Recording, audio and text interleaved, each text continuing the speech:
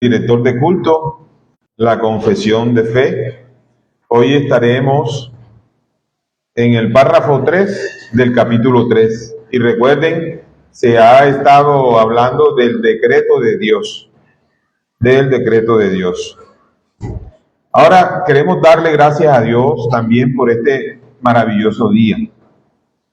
¿Por qué, amados? Porque es un día en que nosotros como iglesia podemos estar reunidos, podemos amarnos como hermanos, podemos ser expuestos a su santa palabra y también le damos gracias a Dios porque somos confesionales, porque hay una confesión que ha sido elaborada por nuestros hermanos de una manera histórica y coherente y que obedece a todos los preceptos bíblicos. Y esto pues garantiza a la iglesia de que las doctrinas bíblicas siempre deben ser expuestas con fidelidad. Así que por todas estas cosas damos gracias al Señor, mis amados. Antes de empezar, vamos a orar. Amado Señor, te damos gracias en esta mañana por permitirnos, bendito Padre, una vez más estar reunidos aquí como hermanos, Señor, como miembros de un solo cuerpo en donde nuestro Cristo amado es la cabeza, Señor. Él es quien nos dirige, Él es quien nos ha llevado en su poderosa mano en este camino y en esta senda estrecha, Señor, que no gusta a muchos, pero que es la única que nos podrá conducir y llevar a la vida eterna. Gracias, bendito Padre, por tu amor eterno, Señor, porque a través de tu decreto eterno has demostrado una vez más ese amor que es incomprensible para nosotros, Señor. Ayúdanos en esta mañana, Señor, que sea tu Santo Espíritu conforme a tu soberana voluntad, ayudando a cada uno de los que son expuestos a tu palabra, Señor, a los que están presentes, a los que nos ven. Ayúdanos a todos, Señor. Y que veamos en las Escrituras que la exaltación de cada letra inspirada por el Santo Espíritu debe conducir a la gloria del Padre. Ayúdanos, Señor. En el nombre de Jesús. Amén. Bueno, mis amados, como les decía, estamos en el capítulo 3 de la Confesión de Fe de Londres de 1689. Hoy estamos expuestos al párrafo 3. Leo para ustedes el texto del párrafo 3, el que hoy estaremos mirando. Dice: por el decreto de Dios, para la manifestación de su gloria, algunos hombres y ángeles son predestinados o preordenados a vida eterna por medio de Jesucristo, para alabanza de su gloriosa gracia, y otros son dejados para actuar en su pecado, para su justa condenación. Y miren lo que dice: para alabanza de su gloriosa justicia. Bueno, mis amados, hoy estamos ante un párrafo que debemos prestar mucha atención, y ruego nuevamente que sea el Espíritu Santo quien nos asista para que entendamos correctamente qué quiere decir este párrafo. Como ya lo hemos visto en clases pasadas, este capítulo trata del decreto eterno de Dios. Y bueno, esta es una doctrina ampliamente enseñada en las Escrituras y desarrollada por la Iglesia desde los primeros siglos.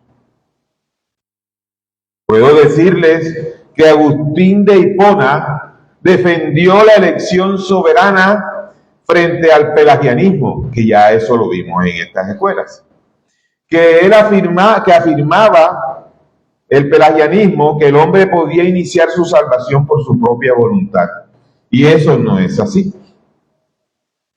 Durante la Reforma, posteriormente, vemos a Juan Calvino, quien sistematizó esta doctrina a partir, obviamente y evidentemente, de las enseñanzas bíblicas.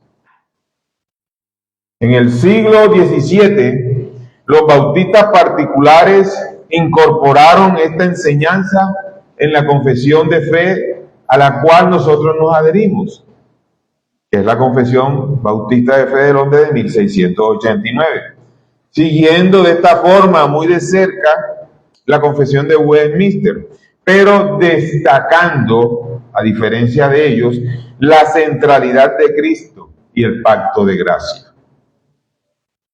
Ahora, hay algo que nosotros debemos entender acerca de esta doctrina que trata del decreto de Dios. Y es algo que a nosotros debe quedarnos claro desde el primer momento. Que es, miren, esta doctrina no pretende satisfacer la curiosidad humana. No. Nosotros y la Escritura tampoco pretende, mira, así como la Escritura no pretende demostrar la existencia de Dios, sino que la asume, esta doctrina tampoco pretende satisfacer la curiosidad humana, sino al ser nosotros expuestos a esta doctrina, ella por sí sola y a través de la intervención del Santo Espíritu de Dios, debería llevar a cada creyente a la adoración y a la humildad, cuando entendemos el decreto de Dios.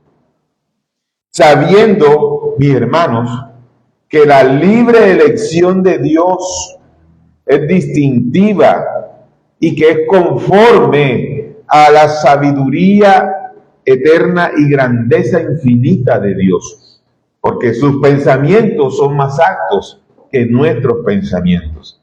Pero debemos saber que cada cosa, cada acto o hecho que está estipulado en el decreto de Dios es para bien, el bien de los que le aman, aunque en momentos no lo entendamos. Pero debemos tener esa certeza. Y eso debe conducirnos ¿a qué? A ser más humildes y a adorar al Señor. Ahora, el día de hoy vamos a ver dos aspectos de este párrafo. Y que claramente nos lo muestra la lectura que tuvimos. ¿Cuál sería el primer aspecto? Primero, la salvación de los elegidos es la manifestación gloriosa de la gracia de Dios. La manifestación de los elegidos, la salvación de los elegidos es la manifestación de la gloriosa gracia de Dios. Primer punto. El segundo sería, la condenación de los impíos es la manifestación de la gloriosa justicia de Dios. ¿Sí pueden ver la diferencia? Pero bueno, miren, antes de esbozar y explicar estos dos puntos en nuestra escuela de hoy, debemos dejar claro, amada iglesia, amados hermanos, que el propósito supremo de la elección, sin duda, es la gloria de Dios. O sea, yo quiero que tengamos esto claro. El propósito de esta hermosa doctrina siempre será darle gloria a Dios. Él es el único que se la merece. Por el decreto de Dios debemos dar gloria a Él para la manifestación de su gloria, ya sea gloria otorgada a algunos o justicia aplicada a otros. Gracia otorgada a algunos o justicia aplicada a otros. Dios lo hace libremente. Ahora, vamos enseguida a nuestro primer punto. La salvación de los elegidos es la manifestación de la gloriosa gracia de Dios. Quiero que leamos inicialmente Efesios 1 del 5 al 6. Efesios 1 del 5 al 6. Alguien que pueda leer el texto, por favor. Lo lee en voz alta. Efesios 1 del 5 al 6.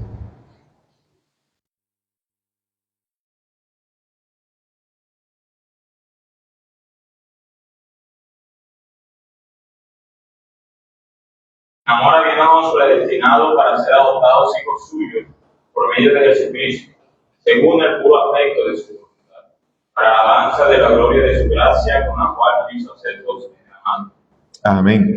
Vemos claramente que este texto es el fundamento bíblico del primer punto que vamos a ver. El primer punto es la salvación de los elegidos, es la manifestación de la gloriosa gracia de Dios. Y eso es lo que nos está diciendo el apóstol Pablo en Efesios 1, del 5 al 6.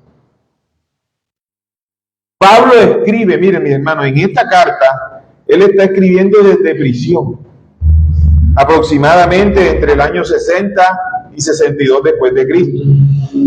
Él está escribiendo a una iglesia ubicada en Éfeso, que era una ciudad profundamente influenciada por el paganismo. Acá se le está escribiendo esto. Y el culto a Artemisa de Éfeso, totalmente idólatras. Pablo eleva una doxología. Eso lo encontramos en Efesios 1 del 3 al 14. Y esta doxología que eleva el apóstol Pablo nos muestra la manifestación gloriosa por habernos salvado. Y la vamos a leer. Miren lo que dice Efesios 1 del 3 al 14. Yo leo para ustedes. Bendito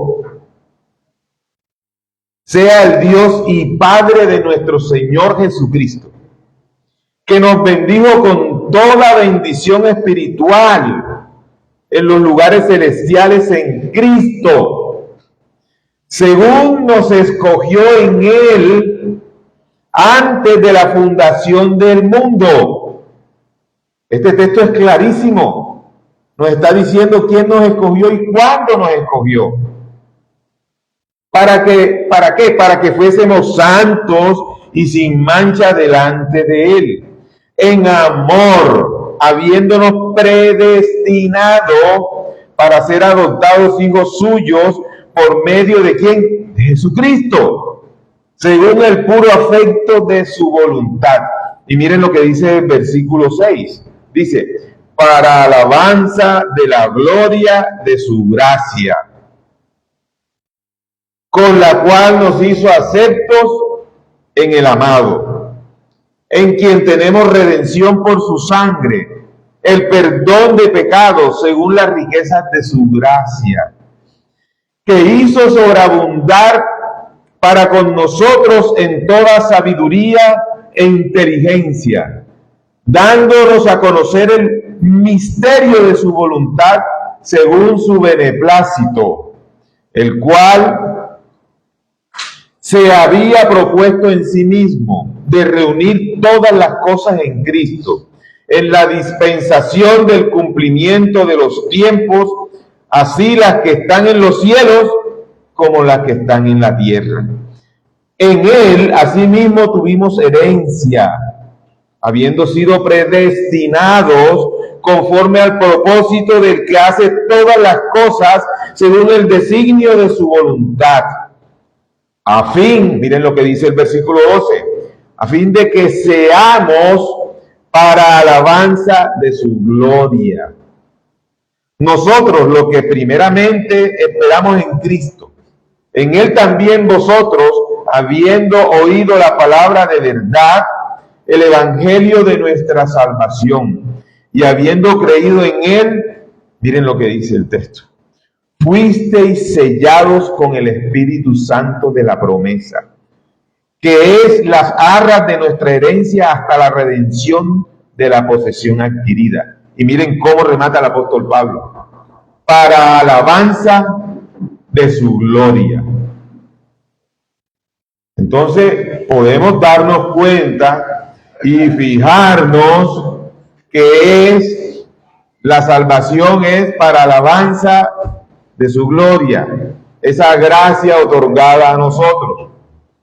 Toda la obra de salvación, amados hermanos, toda está organizada alrededor de una verdad.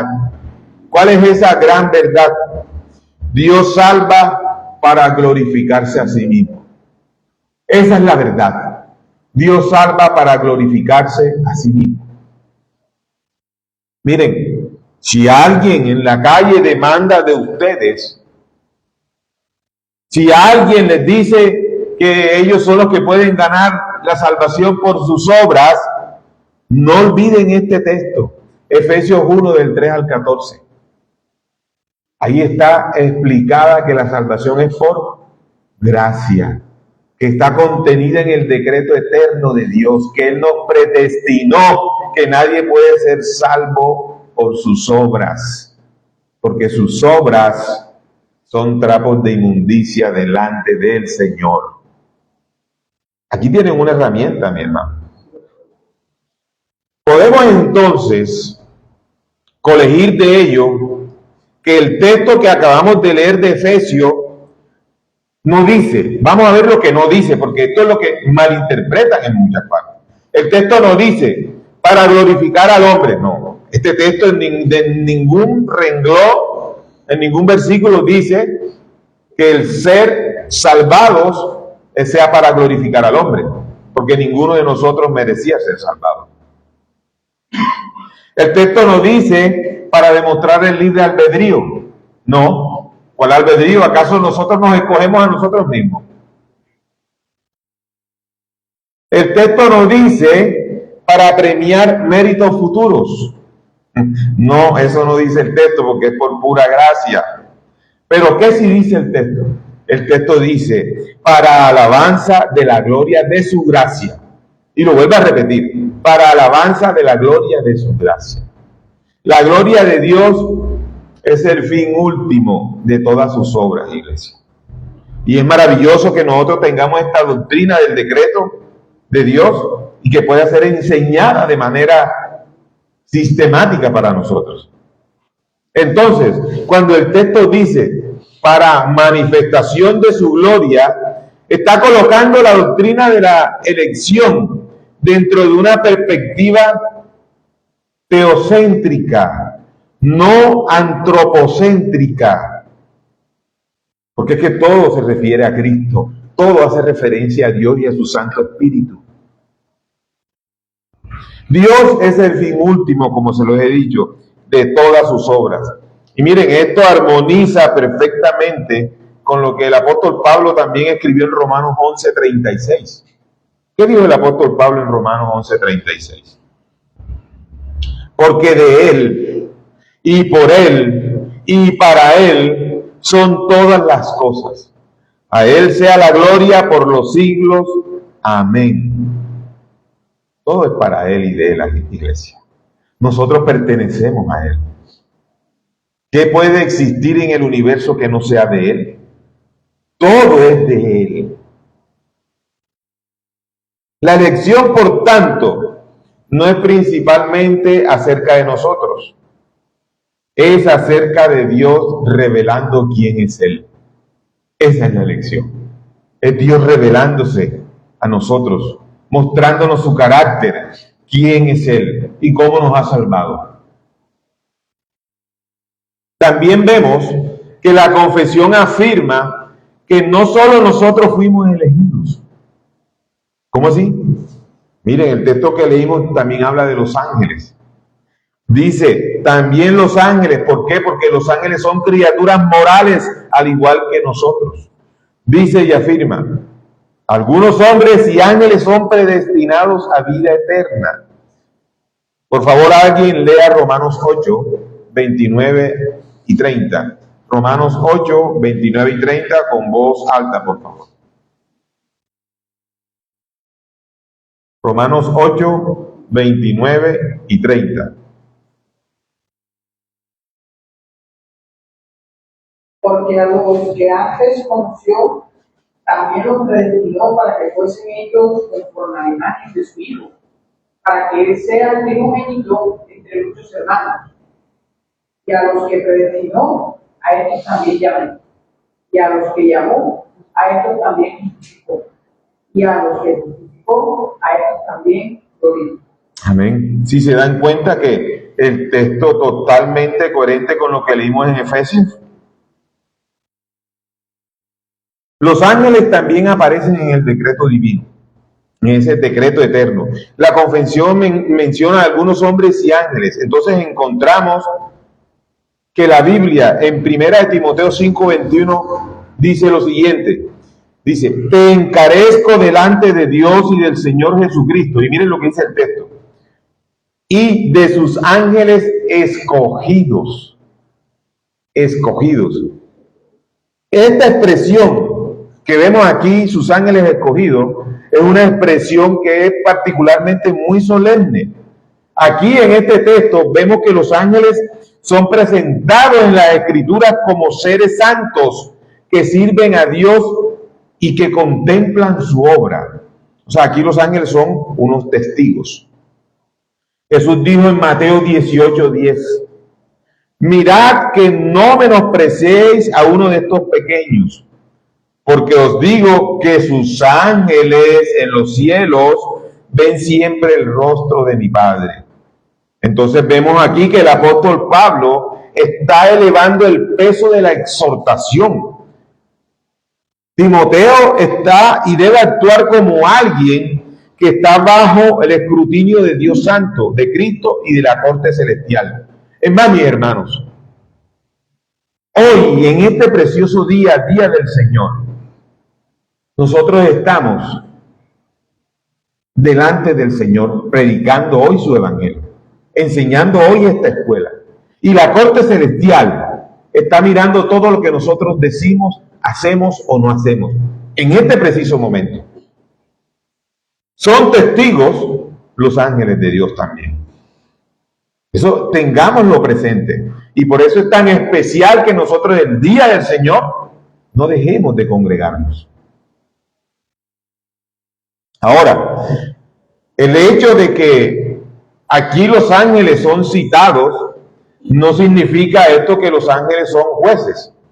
No, sino que son testigos y servidores del propósito que Dios tiene. Miren, así como nosotros también debemos ser servidores en esta tierra, enfatizamos que la Biblia, a través de las enseñanzas del apóstol Pablo, reconoce la existencia de los ángeles escogidos. Entonces, este es el fundamento bíblico de lo que nos dice la confesión de fe acerca de los ángeles que también son escogidos, de que no solamente hombres, sino ángeles también. Y esto forma parte del decreto de Dios. Así como hubo ángeles, mis hermanos, esto también debemos decirlo, y que también hace referencia a nosotros. Y yo veo aquí un paralelismo que así como ocurre en los cielos, ocurre en la tierra. Así como hubo ángeles que permanecieron fieles al propósito de Dios, también hubo ángeles caídos que hoy permanecen bajo juicio. ¿Dónde lo encontramos? Segunda de Pedro 2:4. Leo para ustedes. Porque si Dios no perdonó, miren lo que dice el texto, porque si Dios no perdonó a los ángeles que pecaron, sino que arrojándolos al infierno los entregó a prisiones de oscuridad para ser reservados al juicio. Miremos también Judas 1:6.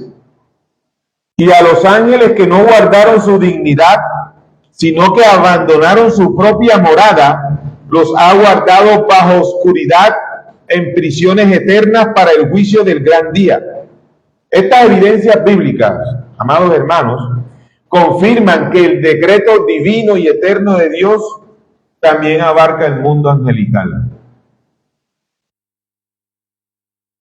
Ahora, examinando el contexto, debemos también decir que Romanos fue escrito hacia el año 57 después de Cristo.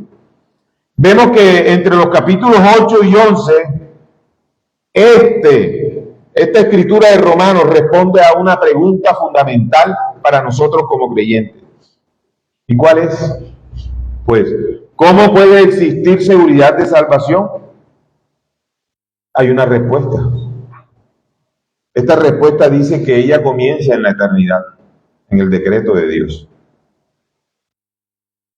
Otro detalle importantísimo del párrafo 3 es este. Cuando nos dice que son predestinados o preordenados a vida eterna por medio de Jesucristo. Iglesia, sin Cristo no hay nada. Sin Cristo estamos perdidos. Y esto nos lleva a que nosotros aseveremos contundentemente que la elección que el Padre hizo desde antes de la eternidad, nunca la podemos separar de Cristo, iglesia. Nunca la podemos separar de Cristo. Dios no escogió simplemente personas para salvarlas, independientemente de Cristo, no. Tiene que ser a través de su precioso Hijo. Ahora ustedes me podrían preguntar, pero pastor, usted me está hablando de Cristo. Cristo se encarnó, o sea, nos escogió cuando Él se encarnó. Recuerden que Cristo tiene la misma esencia del Padre, Dios encarnado, siempre ha existido. Todo lo que se hizo fue por Él, en Él y para Él. Ha sido desde la eternidad. Por eso que a Dios no le sorprende nada. Entonces Dios no escogió personas simplemente para salvarlas independientemente de Cristo. Él los escogió en Cristo para ser salvados por Cristo. Efesios 1:4 nos lo deja clarísimo. Dice, según nos escogió en Él. ¿Cuándo? Antes de la fundación del mundo. En Cristo Jesús. Efesios 1:4. Continúa diciendo en Efesios 1:5. Habiéndonos predestinados para ser adoptados hijos suyos, ¿por medio de quién? De Jesucristo. Si se dan cuenta que sin Cristo no hay nada.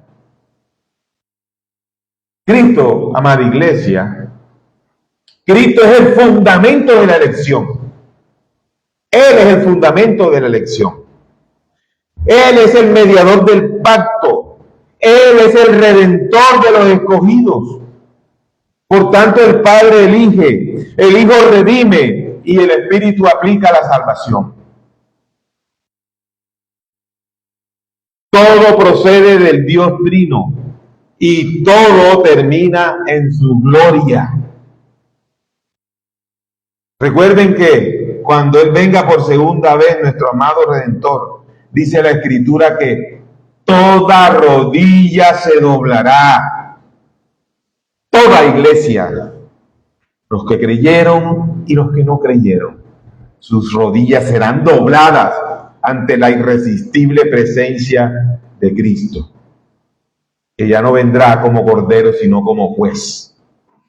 Toda rodilla se doblará. Entonces, el Padre elige, el Hijo redime y el Espíritu aplica la salvación. Es entonces que la elección demuestra, iglesia, que la salvación pertenece a ¿quién? Al Señor. Se nos recuerda en Jonás 2:9 que Él declaró: la salvación es de Jehová, de Él, del Padre, de quien elige. La doctrina de la elección simplemente lleva esta verdad hasta sus últimas consecuencias. Si Dios solamente hiciera posible la salvación y finalmente dependiera del hombre hacerla efectiva, entonces habría una parte decisiva de la diferencia entre el salvado y el perdido que procedería del hombre. Y esto no es así. Pero la perspectiva bíblica nos enseña a nosotros claramente que Dios es el autor de la salvación de principio a fin. Nada depende ni nunca ha dependido de nosotros en cuanto a la salvación. Dios es el autor de ella de principio a fin. Efesios 2 del 8 al 9. Porque por gracia sois salvos. Y esto no de vosotros, pues es don de Dios, no por obras, para que nadie se gloríe. Miren, la elección elimina la jactancia humana, iglesia. La elección elimina la jactancia humana. ¿Y qué hace? Dirige toda la gloria hacia Dios.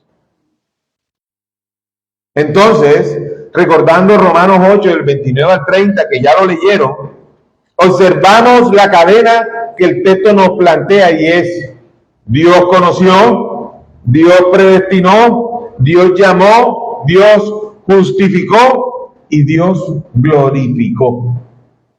Todo lo hace Dios, de principio a fin. Toda la obra, iglesia, pertenece a Dios. Ningún eslabón depende finalmente del hombre, de nosotros. Amados, recordemos algo. En la pasada escuela, donde ya se venía tratando de este decreto de Dios, se dejó claro que el decreto de Dios es antes de la eternidad, lo que responde al hecho que sustenta decir que la salvación no depende de hombre alguno, pues Dios es, en su soberano poder, en su conocimiento eterno, escogió en razón de su voluntad, en razón de su designación secreta y autonomía, a quien Él quería escoger.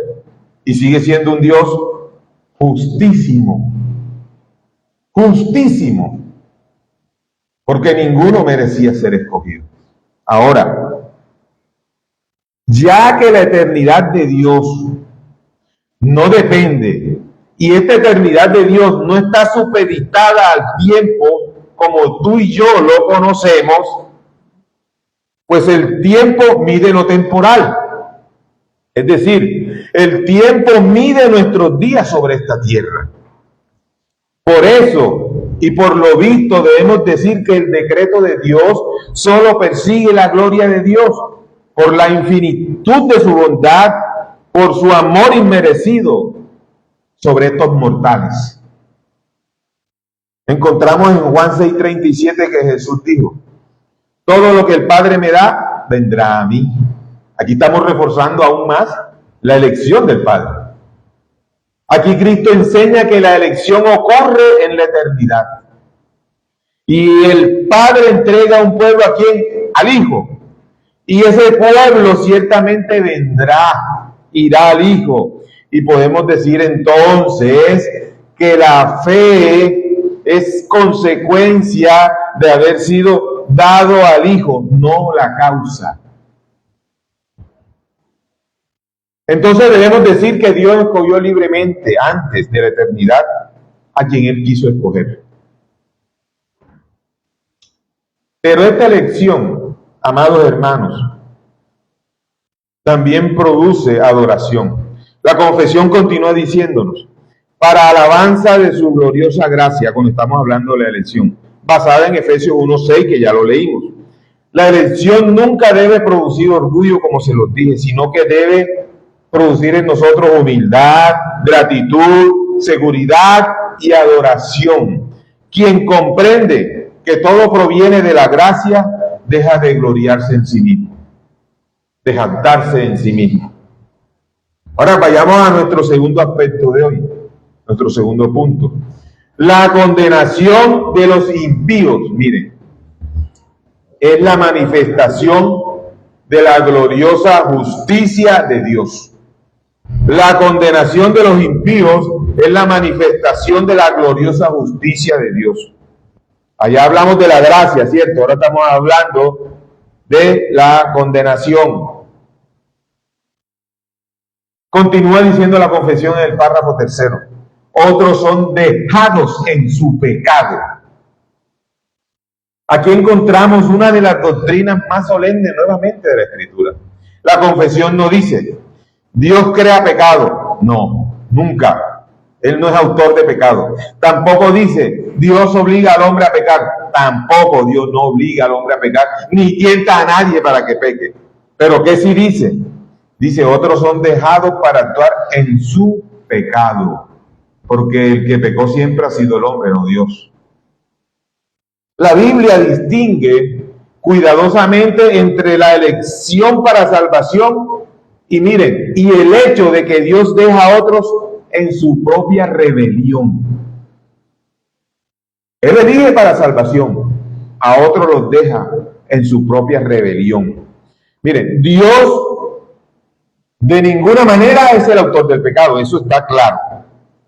Los seres humanos hemos pecado voluntariamente y justamente somos responsables por ello, nosotros. Romanos 8 del 22 al 23, ¿qué dice? ¿Y qué?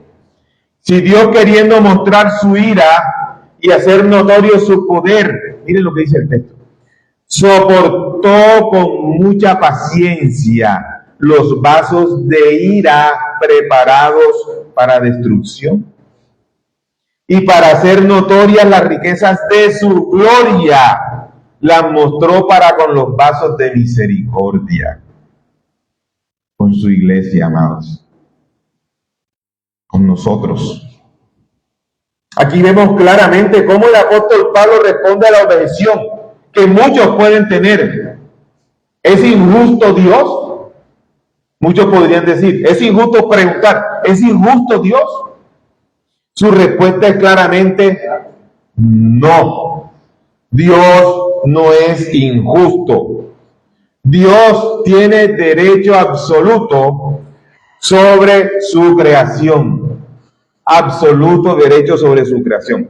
La condenación revela su justicia, no revela su injusticia. La salvación revela su misericordia.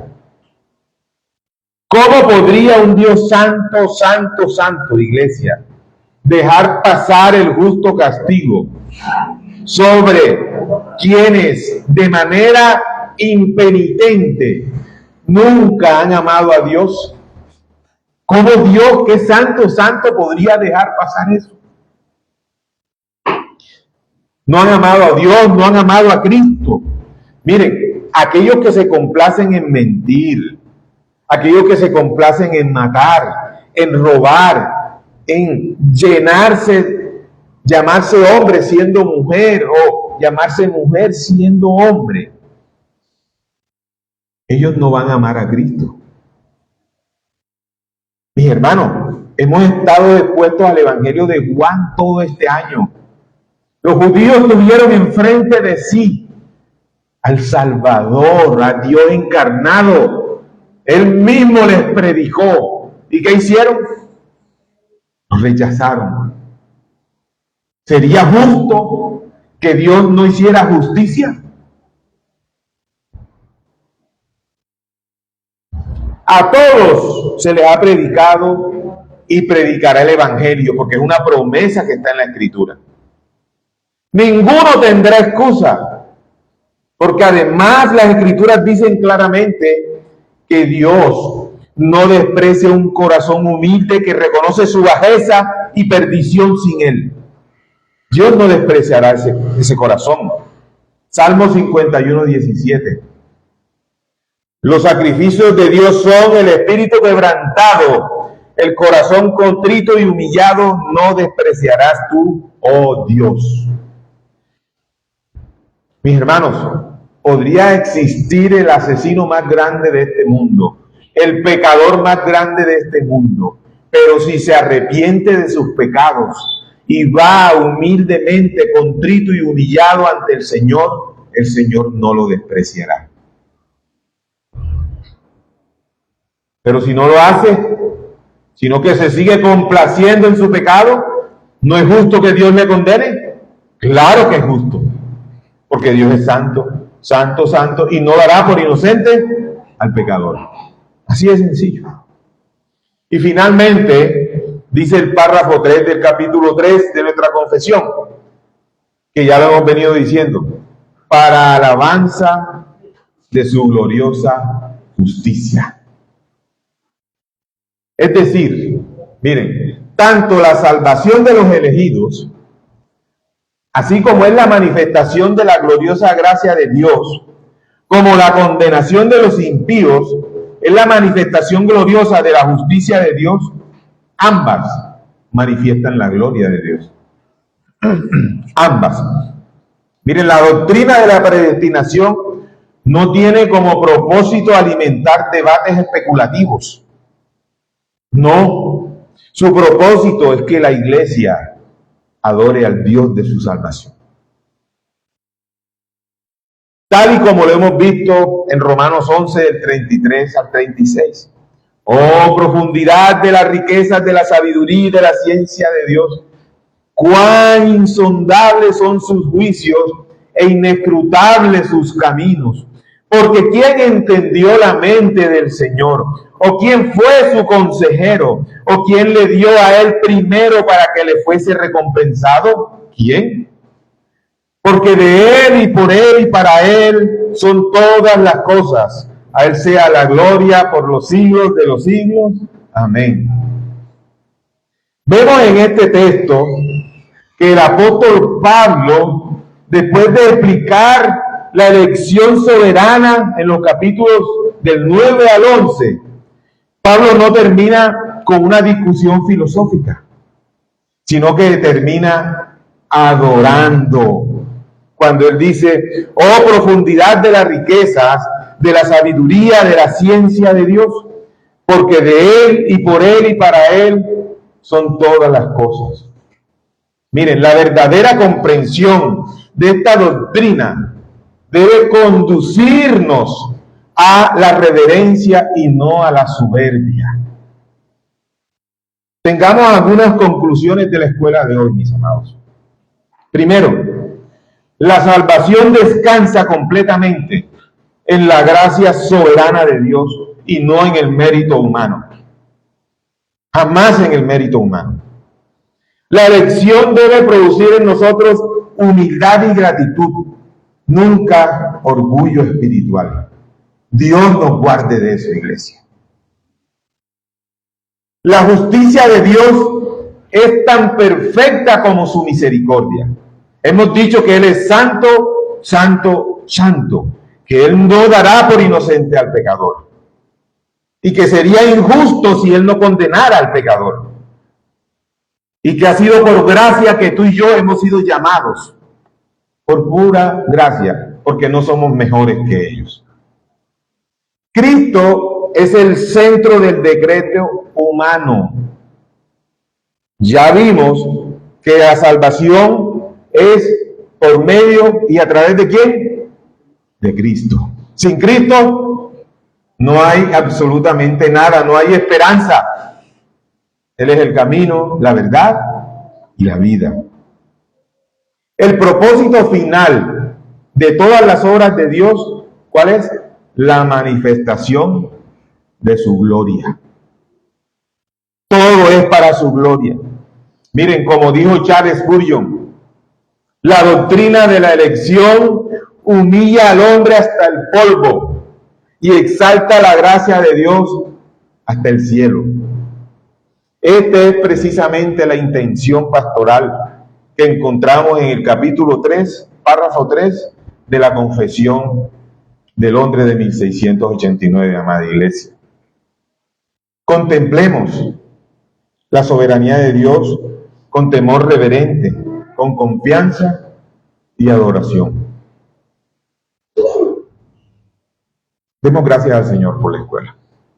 Señor, te damos gracias en esta mañana por permitirnos una vez más seguir expuestos a estas doctrinas maravillosas que deben conducirnos a adorarte solo a ti, Señor. Porque tú eres el único que merece toda honra, toda gloria, todo honor. Porque todas las cosas han sido hechas a través de tu precioso Hijo, nuestro Rey, nuestro Salvador, nuestro Redentor. A ti sea toda la gloria. Ayúdanos con tu Santo Espíritu.